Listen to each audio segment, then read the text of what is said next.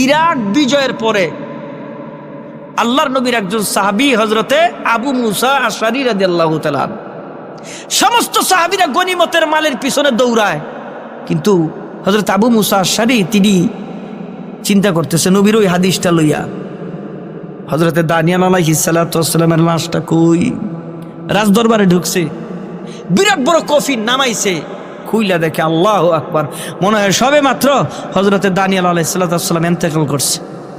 এত সুন্দর চেহারা। আমার ভাইয়েরা, আল্লাহ তাআলা দিলের তামান্নাকে কবুল করছেন। এবার বাদশা ডাক দিয়া কয়, দানিয়াল এরপরে কি দেখছি বলো? হযরতে দানিয়াল আলাইহিস সালাতু ওয়াস সালাম বলেন, এরপরে দেখছেন আকাশ থেকে বিরাট বড় একটা পাথর আইসা মূর্তির মাথার উপরে পড়ছে। মূর্তিটা ভাঙ্গা চুরমার হইয়া বিস্তীর্ণ জমিন হইয়া বিভিন্ন জায়গায় টিম টিম টিম টিম বাতি জ্বলতেছে।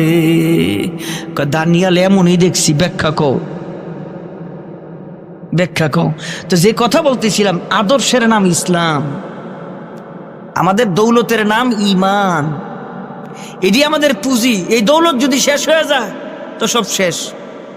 জোরে কোন ঠিক কিনা?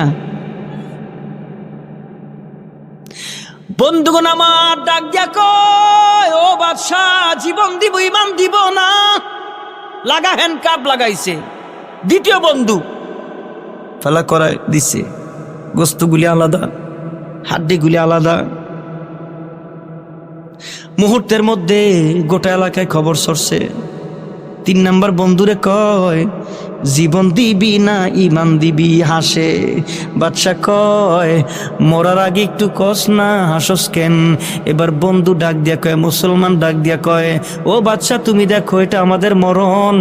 আমরা তাকায় তাকায় দেখি আমার 2 বন্ধু আমার আগে আল্লাহর জান্নাতে চলে গেছে।